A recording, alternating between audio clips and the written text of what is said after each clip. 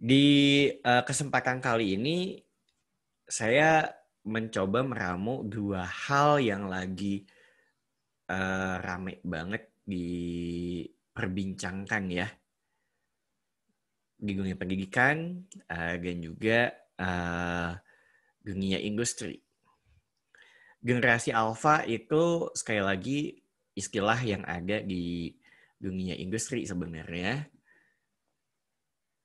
Dan wellness itu adalah target dari pendidikan zaman sekarang. Jadi siswa itu bukan hanya di sekolah itu jadi pintar, cerdas, tapi dia pun harus nyaman, harus bahagia, dan nggak banyak stres justru ketika masuk ke sekolah. Bahkan setelah dia pulang dari sekolah pun dia tidak ada tekanan atau nggak ada kegalauan yang dia bawa ke rumah. Simpelnya wellness itu kayak gitu. Nanti kita akan bahas secara konseptual seperti apa. Karena ini adalah mata kuliah perkembangan pusaka gigi, kita akan mengkaji kedua hal ini lewat sudut pandang psikologi perkembangan. Gitu. Dan pertanyaan inti yang harus kita jawab adalah gimana sih sebenarnya perkembangan itu dapat membuat siswa yang merupakan generasi alpha ini akan mencapai wellness-nya. Dan bagaimana kita akan membantu mereka lewat proses pembelajaran yang kita buat gitu teman-teman. Sekilas kita coba review dulu tentang siapa sih sebenarnya Alpha Generation itu. Kemarin teman-teman udah dikasih bahan berupa video penjelasan dan juga artikel ya, artikel ilmiah. Entah karena bahasa Inggris kayaknya bahasanya gaya artikel ilmiah ini sedikit yang diambilnya. Secara usia Alpha Generation itu paling tua ya, itu kemungkinan ada di usia kelas 5 SD karena Alpha Generation ini adalah mereka yang lahir di 2010 ke atas. Kalau yang di bawah 2010 dari tahun 2000-an itu generasi digital atau generasi Z ya. Nah, wajar ketika tadi ada pendapat anak zaman sekarang itu kayaknya udah terampil banget sama teknologi.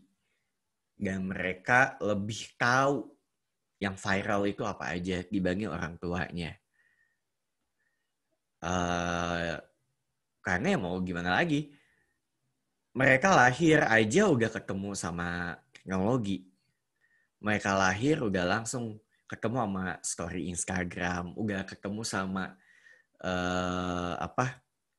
kamera gitu kan dari mana-mana.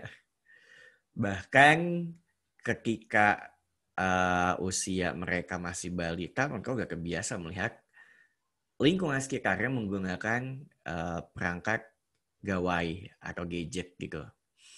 Nah, jadi itu adalah sebuah hal yang wajar ya teman-teman ya.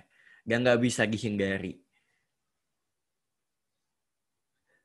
Kalau kita perhatikan banyak sekali penelitian-penelitian yang sekarang lagi ngetren, itu kan banyak tuh yang memiliki tentang kecanduan, gadget, main games gitu kan. Sebenarnya kita nggak bisa menghindarkan semua itu dari mereka. Mereka nggak bisa tuh di stop gitu aja, nggak ngelihat layar. Tapi mereka bisa dibiasakan untuk mengontrol atau mengendalikan pemakaian gawainya. Gitu. Sehingga ya mereka menggunakan gawainya dengan tepat, nggak overtime, dan tidak berakhir pada adiksi gitu. Ya, karena jati dirinya aja udah sebagai iGeneration atau digital native. Kan mereka anak-anak generasi milenial, termasuk anak saya. Itu udah masuk ke Alpha Generation yang segala halnya semua dibantu oleh perangkat teknologi gitu. Nyatet perkembangan anak aja kita udah ada tuh jurnalnya di aplikasi gitu kan. Kalau bahasa yang teman-teman kemarin temukan di video namanya artificial intelligence kan. Jadi semuanya sudah dibantu oleh kecerdasan yang ada di perangkat ini. Bahkan untuk tahu hewan aja kan biasanya sekarang kita udah tinggal buka YouTube aja. Ya kan? Yang menariknya untuk info terbaru yang saya dapat kemarin, katanya Baby Shark itu jadi trending di YouTube secara dunia.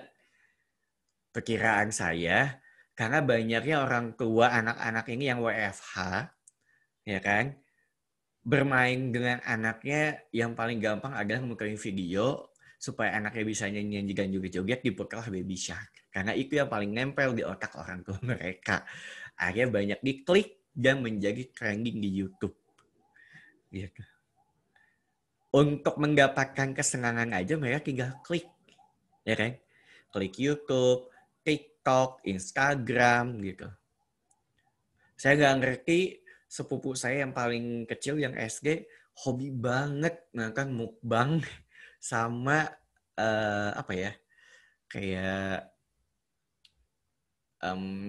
percobaan-percobaan gitu. Tapi dia nggak mencoba melakukan itu gitu loh. Kalau mukbang ya mereka kadang apa minta sama orang tuanya kayak pengen makan seblak yang banyak gitu kan direkam. Udah sampai ke situ. Karena ya mereka melihatnya itu. Secara perkembangan kognitif, anak akan meniru apa yang dia lihat. Gitu. Dan itu akan diadaptasi menjadi sebuah perilaku-perilaku keseharian dia. Nah, selanjutnya di zaman sekarang pun anak yang lahir zaman sekarang itu akan menemukan berbagai kemudahan seperti yang sudah saya sampaikan tadi gitu. Persoalannya adalah ketika semua hal dirasa mudah, apakah mereka siap untuk fighting atau berjuang atau enggak? Ada sebuah pemikiran dari saya sih, yang akan dikejar oleh Alpha Generation ini, apakah prestasi atau sensasi? Karena kalau kalian buka Instagram, buka YouTube, isinya semuanya sensasi. Makanya orang pengen ngikutin. Begitu mereka merasa sensasi ASMR, makan yang ada kriuk-kriuknya, pengen diikutin juga tuh makan yang seperti itu. Nah, bahayanya kalau semua hal sangat bergantung pada sensasi, nanti saat gedenya, kan dia nggak tahu nih Alpha Generation gedenya kan kayak gimana gitu kan. Belum ada yang usianya udah masuk usia pekerja. Kalau nanti gedenya mereka hanya mengejar sensasi, wah muncullah persoalan-persoalan kayak tadi. Gaya bersaingnya itu nggak sehat. Seperti yang sering teman-teman lihat lah di sosial media, settingan-settingan yang membuat anak-anak ini, kayaknya gue harus kayak begitu tuh. Target gambaran kebahagiaannya itu bisa jadi gambaran kebahagiaan yang instan.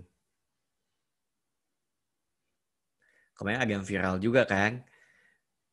Aku makan mewah, kalian cuma makan di pinggir jalan kayak gitu kan. Nah, itu juga kalau tidak dicerna dengan baik bisa bahaya tuh buat anak-anak. Akhirnya ya tidak akan bisa menikmati kondisi yang sekarang lagi mereka misalkan, mohon maaf, misalnya ekonominya nggak nyampe ke sana. Di generasi millennials aja, kita akan sangat mudah untuk frustasi ketika ada postingan yang lebih estetik, ada yang lebih bagus gitu kan. Padahal awalnya lagi ketawa-ketawa nih sama teman-teman. Itu kan lagi happy. Tapi begitu melihat orang lain postingan yang lebih estetik, minder. Nah, ada juga karakteristik ya, akhirnya si generasi alpha-nya kan dihadapkan pada dua kehidupan. kehidupan secara virtual dan kehidupan secara real atau reality. Beberapa aplikasi mencoba menggabungkan antara virtual dan realita. Disebut teknologi VR. Kayak ya nonton konser virtual, belajar seperti virtual seperti ini. Itu mencoba mengkombinasikan antara kehidupan sehari-hari kita yang emang harus belajar, tapi bisa melalui aplikasi virtual. Dan itu berpengaruh pada bagaimana cara kita bersosialisasi, berkomunikasi tentunya. Karena ya ngobrol secara langsung sama secara digital itu akan berbeda. Bahkan kemarin ada dosen Unisba dari Fakultas Komunikasi, dia bikin buku khusus public speaking di virtual. Kalau di realita, kita akan dengan mudah merasakan seseorang itu bersimpati, mensupport, atau kasihan sama kita dari ekspresinya, dari sentuhannya. Tapi kalau dalam virtual, apakah emoji yang begini atau yang senyum doang itu menunjukkan sebuah ekspresi emosi yang sesungguhnya atau fake? Sehingga ya perlu diasah nih tingkat empatinya. Muncul kan kemarin-kemarin istilah nge-autis. Bukan autisme ya, tapi nge-autis. Kalau nge-autis tuh menyendiri, asik sendiri gitu. Tapi bukan berarti dia autis. Saat kita ingin lebih tahu, itu akan bertanya kepada guru, kepada dosen, baca buku. Untuk Alpha Generation, mereka tinggal buka Google. Millennials pun sama. Nggak bisa memperbaiki peralatan atau gimana caranya supaya bisa ABCD, tinggal buka YouTube, ada tutorialnya gitu kan. Nah, yang menjadi pertanyaan besar adalah saat mereka banyak tahu, kira-kira mereka akan bisa melakukan apa? Jangan sampai banyak tahu, banyak mudah mendapat informasi, tapi geraknya lamban. Disuruh saat mereka dapat tugas untuk menyelesaikan sebuah masalah, bingung, frustasi, gitu. Disitulah gunanya wellness, teman-teman.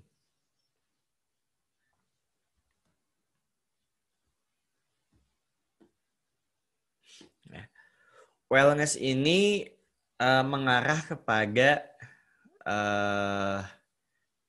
keseimbangan. Jadi antara apa yang dilakukan dan dirasakan di secara virtual itu seimbang dengan apa yang kita hadapi secara real oleh mata telinga kita yang kita rasain di dalam kehidupan sehari-hari. Nah, walaupun kita hanya berhadapan dengan layar, tapi seluruh fungsi diri kita itu harus dimaksimalkan.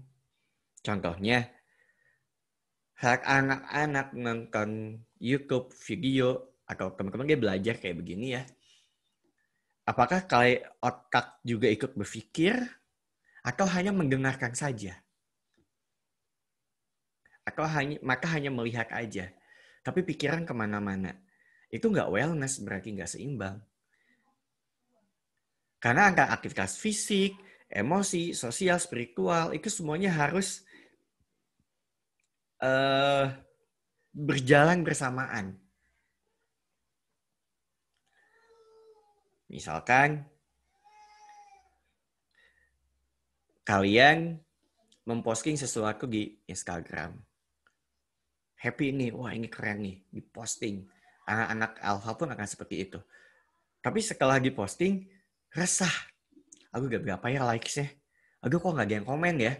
Gak tenang hidupnya. Berarti gak wellness. Jadi bisa jadi wellness itu adalah kebahagiaan yang sempurna dan seimbang. bahagia yang tidak menimbulkan dampak-dampak negatif kayak tadi, agak kekhawatiran, agak kecemasan.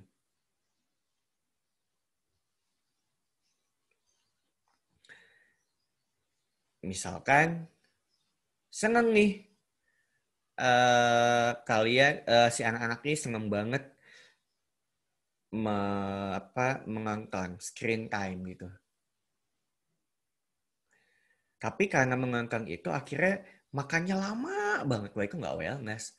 Karena aktivitas fisiknya, motoriknya itu menjadi tiga tangkas gitu. Itu paling kesel dan paling sering kita lihat nih anak-anak ini. Lama banget makannya. Minta ini itu nanti dulu. Nah, akhirnya kebiasa untuk menunda malahan. Ya. Dan si fokus pun berkurang. Gitu. Perhatiannya berkurang. Itu yang disebut ya terjebak di dunia maya itu kayak gitu. Apa yang kita nggak sadar apa yang terjadi di sekitar kita karena saking asiknya melihat berbagai hal yang ada di layar. Dari situlah muncul nanti apa kamu udah kesinggung gitu, nggak peduli dengan sekitar, atau saat mengambil keputusan dengan cepat itu nggak bisa karena tunggu harus cari dulu, gitu kan? Nggak yakin orangnya karena dia akan lebih percaya sama misalkan pendapat orang lain yang dia tonton atau yang dia baca. Tapi dia nggak punya pandangan sendiri, itu nggak wellness. Nah, intinya wellness ini adalah kondisi gimana kita bisa menemukan keseimbangan dan keberfungsian diri dengan baik. Sama sebenarnya dengan kecapaian perkembangan sebenarnya. Sehingga kalau kita mau mendapatkan wellness, yang paling penting adalah mengoptimalkan diri kita. Semua aspek dalam diri kita itu dioptimalin. Fisiknya digerakin, ada istilah body over mind. Coba deh, kalian duduk nyender, terus bedain dengan duduk yang sikap sempurna, bedain dengan duduk yang santai. Akan menimbulkan perasaan-perasaan yang berbeda. Karena ngaruh banget dari aktivitas fisik aja. Gitu. Sehingga ya fisik, psikis, sosial itu harus dioptimalkan semuanya supaya anak mencapai kesejahteraannya gak cuma senang di dunia virtual tapi dia pun merasakan bahwa energi dia untuk beraktivitas pun tersalurkan gitu. Kira-kira ada yang mau didiskusikan sampai sini? Silahkan teman-teman.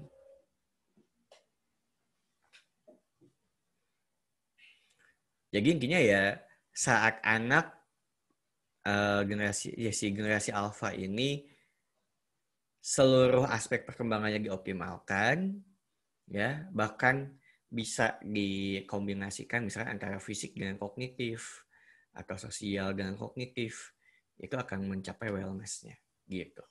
Silakan teman-teman. Untuk konsep wellness-nya dulu deh.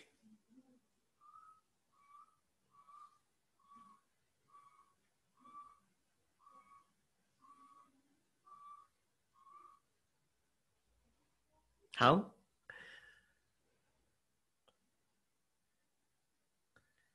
Nah, kalau tadi ngomongin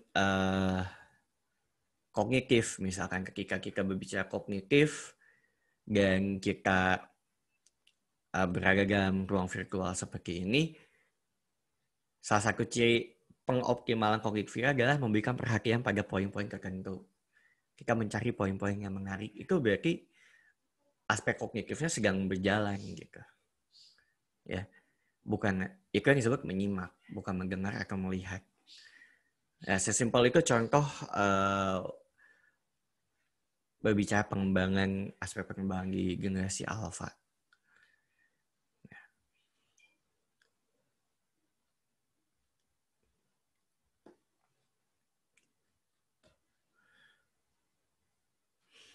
Jadi sekali lagi, ketika setiap aspek perkembangan itu optimal, ya akhirnya secara personal fungsi-fungsi dalam dirinya itu muncul, kemungkinan besar akan lebih mudah mencapai wellness.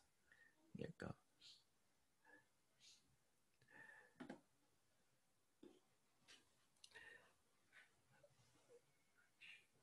Kesejahteraan psikologis ke wellness anak-anak generasi alpha ini akan dicapai atau enggak ketika dia bisa memenuhi tugas-tugas ini. Makanya kalau saya bilang, ya kalau aspek-aspek ini enggak muncul pada generasi alpha, itu akan menjadi persoalan yang akan mengganggu wellness-nya. Ada satu yang lupa saya tuliskan, itu mengenai keberfungsian fisik. Ya. Keberfungsian fisik ini lebih ke, ya tadi, kita nggak jadi si generasi alpha ini nggak terus-terusan nunduk gitu. Nah kalau terus-terusan nunduk, udah pasti bakal ada hambatan dalam perkembangan fisiknya. Kalau tadi saya sempat singgung ya, masa ketangkasan itu akan terganggu nanti. Cepat enggaknya bertindak gitu kan. Jadi slow gitu kalau mau ngapa-ngapain. Makanya screen time itu penting untuk diperhatikan. Istri saya udah mulai udah mulai tegas sama screen time. Bahkan beberapa psikolog itu udah membagi-bagi, psikolog dan dokter anak tentunya mereka udah membagi-bagi nih di setiap tahapan usia itu screen time-nya harus berapa lama. Bahkan kalau nggak salah untuk usia SD aja screen time itu nggak boleh lebih dari 1 jam sehari sebenarnya. Gitu. Nah persoalannya kan tadi generasi alpha memang udah hidup brojol aja juga ngelihat layar kamera gitu, layar handphone. Gimana cara mengatur screen time-nya? Kita harus mengganti dengan aktivitas lain yang bisa menggantikan aktivitas screen time-nya. Kalian aja e-learning seperti ini kan di atas 2 jam ngelihat layar aja udah pusing gitu. Ya kan? Udah mulai serba kerasa, ada pegelnya, ada apanya gitu. Makanya screen time itu harus diatur. Nah, menggantinya misalkan apa? Kalau mengarah ke Liu, dia mencontohkan di keluarganya, setiap weekend itu dibikin justru no gadget day dan creative day. Jadi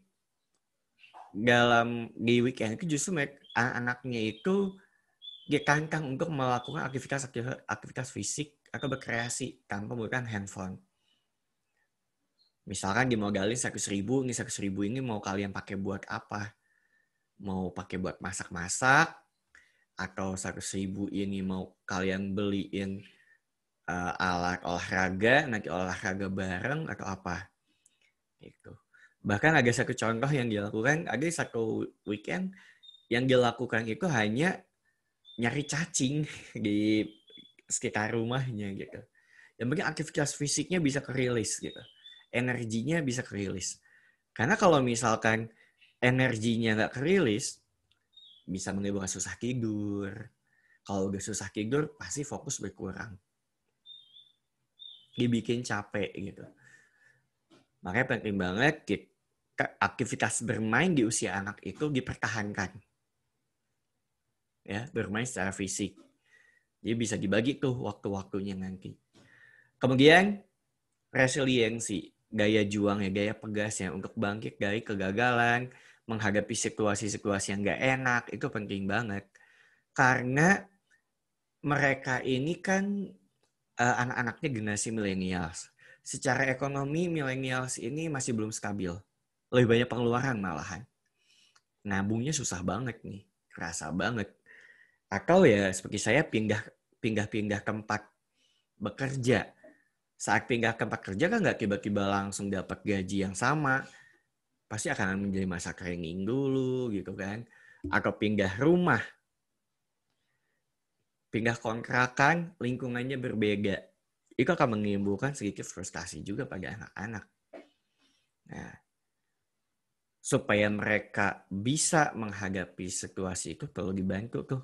Mengenal lingkungan, mengenal diri, paham tentang situasi keluarga. Gitu. Hubungannya dengan era digital tentunya makin cepat perkembangan digital bisa jadi itu bisa jadi tidak terkendali. Misalnya keamanan data. Kan kita jarang ya membaca term and condition ketika menginstal aplikasi atau membuat akun sosial media. Itu ada term and conditionnya. Termasuk kalau itu nge-link ke Google. Apakah dia minta kontak yang ada di Google atau aktivitas di Google itu nanti akan bisa mereka rekam. Itu masalah keamanan data. Termasuk kalau tadi saya sempat singgung tentang cara komunikasi yang berbeda di dunia digital, itu kan sering banget terjadi kesalahpahaman. Makanya muncul berantem di kolom komentar, bahkan berakhir ke cyberbullying. Kalau si anak-anak ini gampang banget dapat info, persoalannya infonya valid apa enggak. Jangan sampai mereka sering kemakan hoax. Kalau udah kemakan hoax, bisa jadi misleading kan informasinya. Akhirnya informasinya malah menyesatkan. Ya. Terus ada juga kalau di era digital ini algoritma. Ya, hati-hati teman-teman ketika handphone kita dipinjam oleh adik yang masih kecil-kecil, apa yang kita klik, apa yang kita sering baca, kita tonton, itu suatu saat akan muncul di sosial media atau nge-pop up di notifikasi. Nah, bahayanya kalau kita membuka sesuatu yang belum layak untuk dilihat atau dicerna oleh usia anak, tiba-tiba muncul, nah kan itu akan menjadi persoalan tuh, resiko banget gitu ya. Setiap perkembangan teknologi akan ada resiko-resiko yang dihadapi sehingga anak-anak harus siap dengan resiko tersebut dan harus punya keterampilan menghadapi resiko tersebut. Kayak misalnya saya cyberbullying, ya kan harus siap nih. Kalau siap dipuji, siap juga dinyinyirin di sosial media. Jangan sampai ada yang frustasi gara-gara komen-komen di sosial media. Dan dengan adanya perubahan yang sangat cepat, kalau di video kan itu udah dijelasin banget lah. Nanti ke depannya mereka mungkin pekerjaan aja akan banyak freelance daripada pekerjaan tetap. Perlu kemampuan adaptasi yang terlatih dari usia anak gitu. Dan inti dari adaptasi adalah pemahaman terhadap diri dan pemahaman terhadap lingkungan. Nah, kemampuan-kemampuan ini bergantung kepada aspek perkembangan yang yang matang ya. Kalau perkiraan saya dengan permasalahan yang kakak tadi, generasi alfa ini penting banget untuk dilatih dan dimatangkan 3 aspek perkembangan ini teman-teman. Nah kemarin kalau saya baca beberapa assignment yang udah teman-teman bikin, itu banyak yang gagal fokus nih tentang aspek perkembangan. Malah larinya ke pola asuh, larinya ke perangkat teknologi gitu. Padahal aspek perkembangan itu ngomongin diri dia gitu, diri generasi alpha sendiri apa yang harus dioptimalkan supaya bisa mencapai wellness ke depannya. Yang pertama adalah kognitif. Harus kritis, mempertanyakan berbagai hal. Karena ya tadi, ada yang bisa jadi, ada yang informasinya keliru. Ya, hubungannya dengan proses pembelajaran, skill yang dibutuhin untuk pembelajar masa kini kan critical thinking salah satunya dan kreativitas. Termasuk ya gaya imajinasinya jangan sampai hilang gitu. Karena ya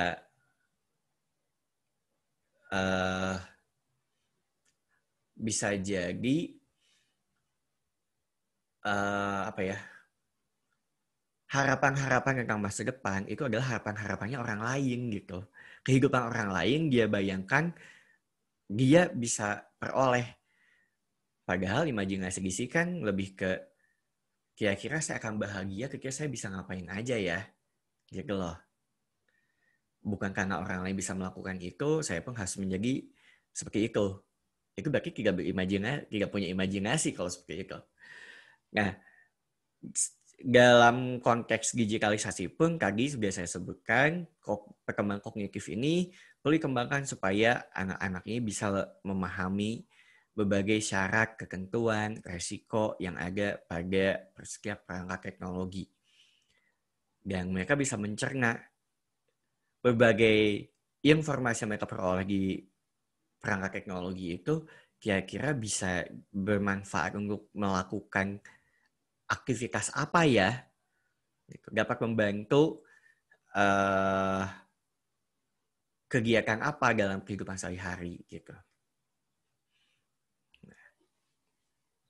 Supaya minim frustasi ya. Karena kalau frustasi itu penting ada, tapi kalau berlebihan bahaya. Mereka perlu dikembangkan aspek pengembangan secara sosial dan emosional. Nah, untuk sosial dan emosional ini kan sebenarnya berbicara tentang diri kita sebagai manusia, bagaimana kita merasa secara wajar, nggak lebay, dan kita pun dapat membentuk sebuah hubungan yang stabil. Artinya ya kita harus sadar juga nih si anak-anaknya harus sadar bahwa dia ada di lingkungan yang seperti apa, nggak baperan gitu kan. Dapat memahami mengapa setiap orang punya perilaku yang khas. Dan sebagai manusia pun dia sadar apa yang menjadi keterbatasan, apa yang masih bisa dia kejar. Makanya kuncinya adalah pemahaman diri di sini.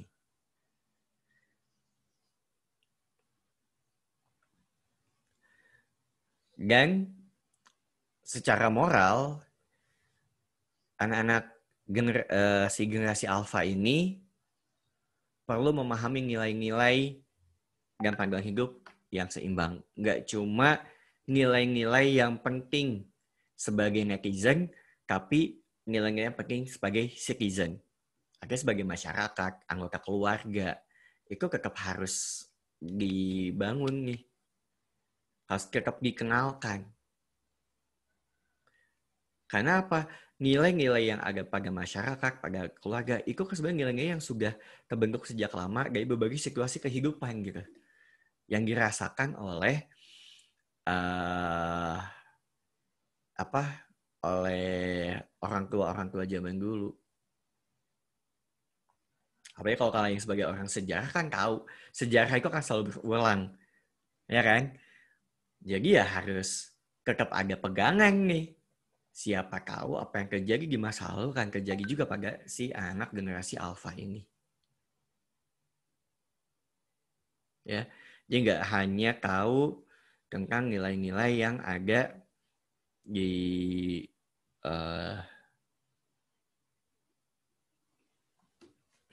yang ada di sosial media saja, gitu, ya. Sehingga mereka akan menjadi generasi yang bijak. Karena harapannya dengan berbagai kemudahan yang diperoleh oleh generasi alfa, mereka akan lebih mudah untuk mengambil keputusan.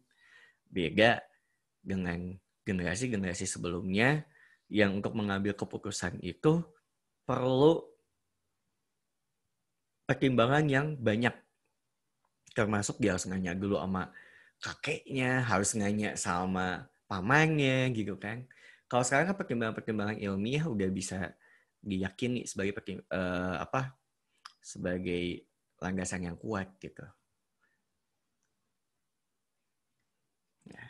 Sebagai guru, kita harus membantu 6 hal ini teman-teman. Membantu mereka untuk menyadari apa yang sedang dilakukan saat ini, apa yang sedang terjadi saat ini. Contoh yang paling simpel tadi, kalau lagi makan ya udah makan aja, fokus gitu, dirasai makanannya.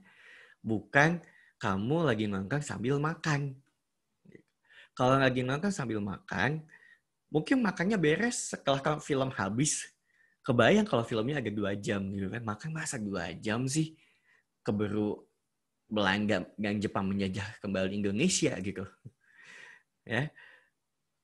Dikondisikan bahwa sekarang kamu sedang makan. Sekarang kamu sedang berhadapan dengan ibu atau bapak guru. Jadi yuk disimak. Kayak gitu. Ada saatnya nanti kamu mencari informasi dari hal lain. Gitu. Kemudian kita harus memperkaya pengalaman supaya mereka bisa mengalami berbagai hal. Gak hanya screen time aja. Dan mereka bisa melihat kondisi-kondisi real yang ada di sekitar mereka. Jadi lebih realistis gitu. Sehingga diajak tuh merasakan dari pengalaman-pengalaman itu, oke, kira-kira dari perangkat teknologi, aplikasi, atau dari informasi yang kamu dapetin Google, apa nih yang akan kamu lakukan untuk membantu situasi menjadi lebih baik gitu. Setelah itu, mereka diajak untuk mencoba mengeksekusi ide-ide mereka. Sehingga tidak bergantung pada apa yang dilakukan oleh orang lain. Makanya jadi kreatif. Dan mengevaluasi apa yang telah dan sudah mampu dilakukan.